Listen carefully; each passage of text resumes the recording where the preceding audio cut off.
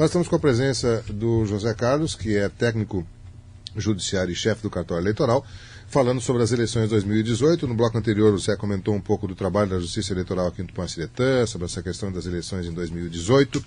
E um tema que ele gostaria de reforçar, aliás, quando a gente conversou com ele a semana passada, foi o tema que ele mais solicitou que ficasse na pauta, é a questão da segurança do voto. E, é claro, aí envolve tudo, né? A urna eleitoral, a totalização disso, a transmissão desses dados para serem computados estadual e nacionalmente, tem toda essa questão aí que envolve a chamada segurança do voto. E o Zé nos trouxe, inclusive, um áudio para a gente começar a tratar essa questão. Eu gostaria que o Zé falasse um pouquinho sobre esse áudio, ele tem até a ficha técnica disso aí, tem todos os dados, do porquê que ele trouxe esse áudio, que gostaria para a gente colocar para começar a conversa, Zé. O que é esse áudio aí, o que ele trata? Esse áudio é um convite que foi feito pelo pessoal que faz o podcast Pistolando. Esse é o episódio número 3. Esse programa é um programa de internet apresentado por Thiago Correia e Letícia Dacker. Eu não os conheço, mas conheço bem os entrevistados desse episódio, que são o Luiz Fernando Schaurin e o Daniel Vobeto, que são, respectivamente, o coordenador, o chefe da seção de suporte em tecnologia da informação do TRE, é o cara que faz o treinamento para todos os cartórios, e o Daniel Vobeto, que é o secretário de Tecnologia de Informação do Tribunal Regional Eleitoral e um dos membros do grupo do Tribunal Superior Eleitoral, que trabalha especificamente com questão de segurança do voto eletrônico. E neste episódio especificamente, a apresentadora Letícia, em determinado momento, ela lê algumas notícias de jornal na época em que se tinha o voto de papel. Hoje as pessoas dizem por desconhecimento, todas elas, eu não vi um argumento ainda a favor do voto impresso que não seja um argumento baseado ou numa informação falsa ou no absoluto desconhecimento do que seja, e basicamente de pessoas que não viveram aquela época do voto impresso. E ela faz uma leitura de notícias de jornal da época em que o voto era em papel, que eu acho interessante que as pessoas conheçam para saber qual era a realidade que se tinha naquela época e qual é o tipo de problema que a urna eletrônica, que a votação eletrônica veio solucionar no Brasil. Podemos reproduzir isso, né? Só um pouquinho.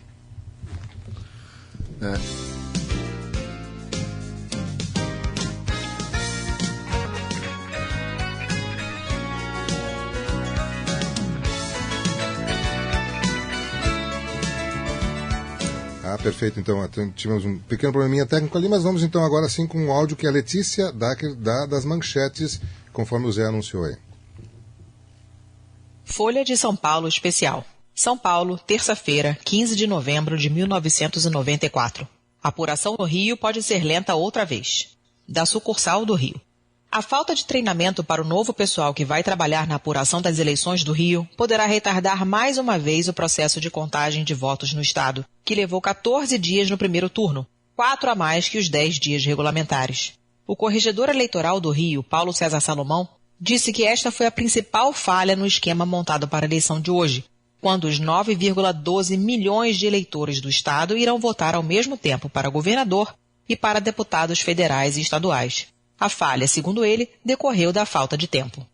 As eleições de 3 de outubro para deputado no Rio foram anuladas pelo TRE, o Tribunal Regional Eleitoral, após constatação de fraude generalizada. Salomão disse que o pouco treinamento do pessoal pode atrasar os trabalhos, mas não será um fator favorável à repetição das fraudes. Ele disse esperar que os votos sejam apurados em 5 dias e afirmou que as providências tomadas irão virtualmente acabar com as fraudes. Foram contratados 650 novos digitadores para trabalhar nas eleições. Eles receberam treinamento apenas no último fim de semana. Após a anulação das eleições proporcionais de 3 de outubro, o TSE, Tribunal Superior Eleitoral, praticamente assumiu a organização do processo eleitoral no estado. O TRE afirma que é apenas uma colaboração. Foi montado um esquema de segurança sem precedentes, mobilizando 80 mil homens das Forças Armadas, Polícia Federal, SAE, a Secretaria de Assuntos Estratégicos, e das Forças de Segurança Estaduais. Haverá policiamento ostensivo em todos os pontos de votação. O TSE investiu R$ 1,6 milhão em equipamentos, incluindo 225 novos computadores para a totalização de votos, elevando o número de máquinas a 575. Todos os juízes terão telefones e aparelhos de recepção de mensagens eletrônicas à disposição, tendo os juízes das zonas mais visadas pelos fraudadores recebido também telefones celulares. Na maior parte dos locais de votação, as urnas e cédulas só chegarão 1 hora antes do início da votação. O TSE busca com isso evitar que presidentes de mesas preencham previamente os votos. O Rio tem 23.364 sessões eleitorais. Urnas e cédulas estão desde ontem sob guarda policial ou das Forças Armadas. Foram trocados mesários e escrutinadores das zonas mais visadas, a 13ª, a 24ª, a 25ª e a 82ª. Mas é Bem, importante. Nós tivemos assim, então, a Letícia trazendo algumas manchetes, algumas informações do problema que era o processo eleitoral manual, aquele em que a pessoa votava no papel. Zé, quais as garantias que a Justiça Eleitoral tem de que o processo é seguro, especialmente a urna eletrônica, que tem várias acusações aí de que é possível ser fraudada, algumas inclusive demonstram na internet como é que frauda, como é que faz o negócio assim e tal. O que você pode nos falar sobre isso, Zé? Que o dias desses eu vi um unicórnio rosa voando num vídeo da internet. Essa é a primeira questão. Eu trabalhei em todas as eleições de 1988 para cá, de uma ou de outra forma. E há 12 anos eu trabalho na Justiça Eleitoral. Primeira coisa que eu penso ser importante destacar é que não dá para a gente, em lugar de acreditar na coisa concreta que está na nossa frente, que está demonstrada, a gente preferir acreditar numa informação falsa, numa notícia mentirosa, única e exclusivamente porque ela pode ser que prove aquilo que a gente acha. Infelizmente, a gente está numa época muito difícil em que o eu acho tem mais peso do que qualquer evidência científica. Isso, para mim, é o maior complicador dos dias atuais. As pessoas preferem acreditar naquilo que elas acham do que acreditar naquilo que está provado e demonstrado. Esse é o primeiro problema. Não há como resolver isso. Quando isso surge, a Justiça Eleitoral achou que a informação, que essas informações, que esse discurso era tão absurdo que nós não precisaríamos fazer nada, de tão absurdo que era. O problema é que esse absurdo ganhou adeptos. E por conta disso, não pela veracidade, pela validade daquilo que defendem, mas por serem muitos, pode ser que o absurdo, por ter muito apoiador, acabe vencendo. Isto é um problema. É mais fácil crer que há fraudes porque alguém disse, mas ir ao cartório eleitoral, verificar se aquele videozinho é possível, durante a cerimônia de auditoria de carga das urnas, que são públicas e abertas, ninguém vai. Há muito partido político, por exemplo, que adora reclamar das urnas, curiosamente, quando perde a eleição. Mas hoje, nós temos aberto a fiscalização para universidades, Instituto Nacional de Pesquisa, o INPE, peritos da Polícia Federal, Ordem dos Advogados do Brasil, Ministério Público Eleitoral e partidos políticos. Desde o início do desenvolvimento dos sistemas até a sua lacração, assinatura digital, carga nas urnas em cada cartório, tudo isso publicamente divulgado publicamente, divulgação tem que ser pública, né? Enfim, tudo isso bem divulgado, tudo isso aberto para qualquer pessoa acompanhar. E, no entanto, no TSE, neste momento, só estão os peritos da Polícia Federal acompanhando. Uma das provas que eu tenho de que os partidos políticos se aproveitam do discurso da fraude para tentar buscar benefício eleitoral e justificar a sua incompetência em caso de derrota, é o fato de que, se eles efetivamente desconfiassem do caso da questão das urnas, eles estariam dentro dos cartórios eleitorais fiscalizando o processo nesse momento, e não estão. A prova maior de que os partidos políticos brasileiros confiam na urna eletrônica e confiam no processo eletrônico de votação é exatamente essa. Eles não fiscalizam o processo. Algumas pessoas argumentam de que as nações mais, digamos assim, que são símbolos de nações evoluídas politicamente, que seria a maioria dos países da Europa, alguns países da América do Norte, né, e que eles não utilizam a urna brasileira, e isso é uma prova de que a nossa urna seria, não teria aceitação por eles por ser fraca ou irregular. Essa é uma das melhores questões que eu vejo. Vou me alongar um pouquinho, já peço desculpas, mas a resposta é um pouquinho longa. Nós vimos pelo noticiário, pelas notícias lidas ali naquele programa pela Letícia, que nós tínhamos um problema crônico no Brasil. Qual era o problema? O problema era urna emprenhada, o nome era esse. Quando a urna chegava na sessão eleitoral, já com os votos todos preenchidos dentro dela. Em alguns casos, há registro de urnas em que os fraudadores sequer se deram o trabalho de tirar a borrachinha que prendia o maço de cédulas. Havia o voto formiguinha. O voto formiguinha era uma coisa maravilhosa. O primeiro eleitor entrava, o jagunço responsável pela fiscalização do processo de compra de voto estava ali na porta. Ele entregava um papel qualquer para esse primeiro eleitor, e esse primeiro eleitor colocava esse papel na urna e trazia para o jagunço a cédula em branco.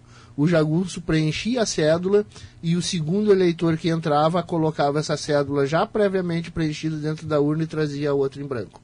Isso era chamado voto formiguinha.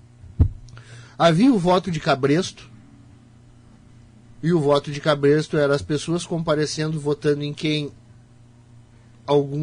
alguém com poder suficiente tinha mandado, ou, mais ainda, havia casos em que esse próprio líder se dirigia à sessão com os títulos dos seus liderados e votava por todos. Né? Tem até aquela piada: ô coronel, quem foi que eu votei? Te interessa, cabra, voto é secreto. Né? Sim. Havia casos em que a modificação ocorria no preenchimento dos mapas de totalização, durante o processo de apuração, e o processo de apuração também era uma festa.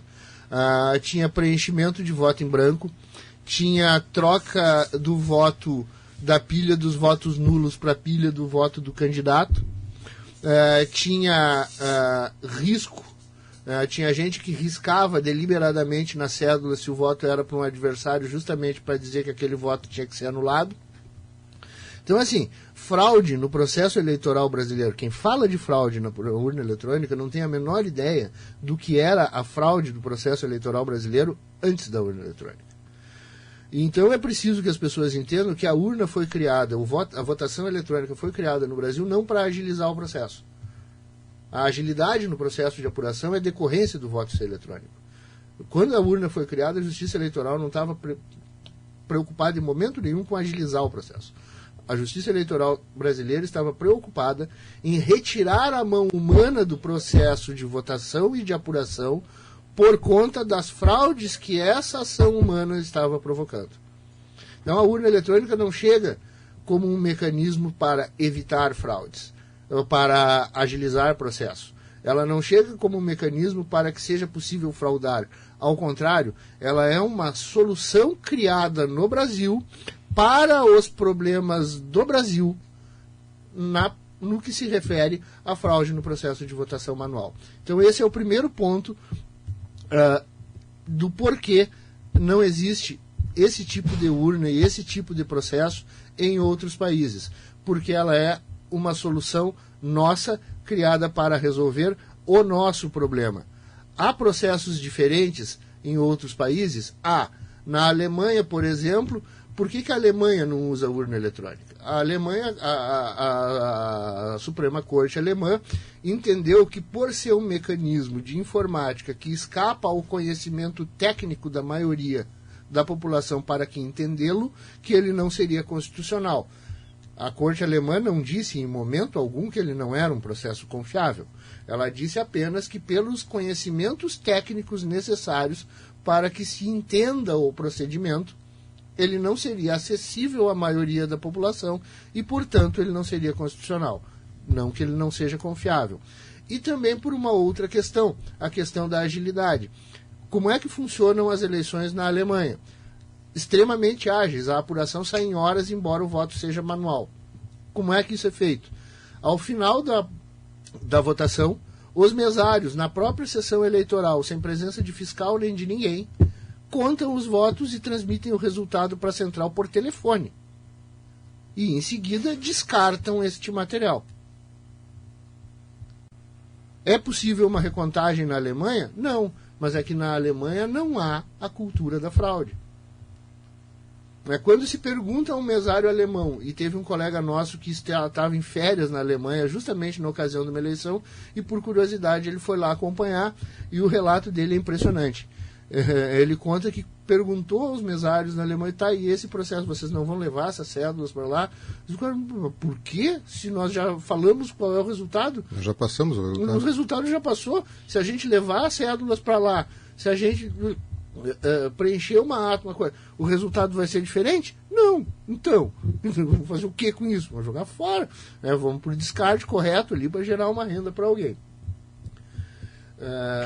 Na França, são as prefeituras que fazem o processo de coleta e de apuração dos votos. Quer dizer, alguém aqui no Brasil confia que as prefeituras façam isso? Vamos deixar a cargo do prefeito da cidadezinha lá fazer a eleição na qual ele concorre. Dá para fazer isso no Brasil? Então, assim, é muito cômodo as pessoas dizerem isso e esconder o fato de que a urna eletrônica brasileira é uma solução brasileira para um problema brasileiro e que os processos de votação dos outros países são, da mesma forma, uma solução encontrada por aquele país para um problema que aquele país tinha. Não há como a gente comparar coisas diferentes criadas sob critérios e necessidades diferentes. A solução que aquilo se propõe é outra. E, além disso, a urna eletrônica brasileira ela deve atender à nossa legislação. Se tu chegar na Itália hoje, a cédula da votação na Itália é um lençol. Uhum. É um negócio impressionante, porque além do nome, do número, tem que ter o símbolo de cada partido naquele negócio, e eles também têm uns 30 e poucos partidos. Não é só no Brasil que existe mais de 30 partidos, na Itália também. Nos Estados Unidos também, embora só tenha 2 partidos maiores, também tem uns 30 partidos nos Estados Unidos. Nos Estados Unidos consegue ser ainda pior, porque cada estado da federação consegue ter uma legislação eleitoral diferente. Tem estados dos Estados Unidos com votação eletrônica, com urnas eletrônicas muito semelhantes à nossa. Já tem estados que votam por cartão perfurado. Tem outros que é uma cartolina que tem que ser escaneada num computador para daí o computador fazer a contagem. Nos Estados Unidos existe votação antecipada, onde o cara se cadastra para votar uma semana antes da eleição. É uma realidade diferente. É uma realidade diferente. Não há como tu resolver isso com a urna eletrônica brasileira, que serve para somar votos num processo eleitoral que tem uma regra geral que vale em todo o território. Não há um lugar onde se faça diferente. Então é simples. Aqui no Brasil, por exemplo, ganha quem faz mais votos. E a gente, na nossa cultura, acha que isso é o democrático. Já nos Estados Unidos, o presidente atual dos Estados Unidos da América é o sujeito que perdeu a eleição. Em tese é isso. Em número de votos individual. Em número de votos é o cara que perdeu a eleição que ocupa o cargo. Teve mais delegados, mas teve menos número de votos. Exatamente. Então, esse é o grande problema. Que as pessoas, basicamente, por desconhecerem isso, acabam achando que isso é um argumento que legitima nós voltarmos, esquecendo que, segundo a Universidade de Harvard, nós temos um dos processos eleitorais mais confiáveis do mundo, à frente, inclusive, de Japão, de Estados Unidos, de África do Sul,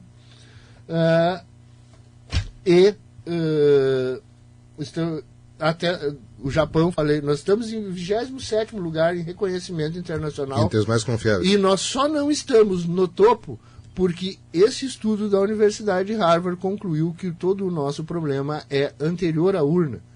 O nosso problema é que o eleitor vende seu voto e, infelizmente, isso acontece cada vez mais. Então, assim, o nosso processo só não teve 100% de confiabilidade em função da compra e venda de votos, que é uma coisa anterior à urna. Inclusive, é sintomático, penso eu, que as pessoas que defendem o voto impresso chamem o voto impresso de recibo de voto. Porque recibo, na minha terra, é um comprovante de uma operação de compra e venda. Zé, o tempo nos esgotou e a gente vai ter que voltar a falar contigo, porque o processo ainda tem um bom tempo ainda. Nós estamos hoje no dia 5, tem todo o mês de setembro, tem alguns dias de outubro ainda, o primeiro turno, se houver segundo, há uma forte tendência que isso ocorra. O primeiro turno ocorrerá no dia 7 de outubro. E o segundo é dia 28, se acontecer, 27. Né? 27? 27, 28, é o último domingo de outubro. É 28, então é 28 de outubro. Então, havendo o segundo turno vai ser dia 28, quer dizer, nós temos um longo trajeto ainda a acontecer e com certeza a gente vai voltar a conversar com a Justiça Eleitoral, com o Zé, com o próprio juiz, com as pessoas que compõem o processo eleitoral aqui no Tupanciretã. Nós temos a Junta Eleitoral, que aliás, isso também, nós temos cidadãos do Tupanciretã que têm a responsabilidade de acompanhar todo o processo, estar ali presente, vendo, olhando, né, fiscalizando, além, é claro, de todos os partidos e todo o processo e da sociedade como um todo. Por isso, Zé, infelizmente o tempo se esgotou, nós já tínhamos que ter encerrado o programa há 10 minutos, mas ainda tenho mais uma pauta agora e vamos a ela. Mas eu com certeza vou contar com a sua presença e da Justiça Eleitoral como um todo em outros momentos. Agradeço novamente e deixo o microfone à sua disposição se algo mais queira colocar aos nossos ouvintes nesse momento. Eu gostaria de pedir, inclusive, que as pessoas acompanhem, deem uma passada os interessados e principalmente os partidos políticos que compareçam ao cartório eleitoral, que se informem sobre as datas das cerimônias públicas e das audiências e que as acompanhem. Porque é muito cômodo via divulgar informação falsa, dizendo que o processo é fraudado, que ele é impossível de ser fiscalizado e auditado, justamente, e ver que justamente quem diz isso são as pessoas que não fiscalizam e não auditam porque não querem. De nossa parte, a Justiça Eleitoral está à disposição e trabalhando cada vez mais, porque a nossa missão principal é garantir que a vontade do povo, que aquilo que o cidadão colocou na urna, seja validado. Perfeito. José Carlos Gomes da Silva, técnico judiciário e chefe do cartório eleitoral, conversou com você nesta manhã na edição do seu programa Variedades, que vai a um rápido intervalo. Nós já voltamos em nome de Delta Sul, especial de setembro. Olha, o fogão a gás, 5 bocas, com acendimento automático por R$ 104,90 mensais, sem entrada na Delta Sul, aqui em Tupã, na Vasserreira, entre o Bradesco e o Banrisul. Farmácias associadas aqui, você tem amigos. Farmácias associadas em Tupã, a farmácia econômica, na Avenida Rio Branco, 437, telefone 3272-1444. Um rápido intervalo, eu já retorno.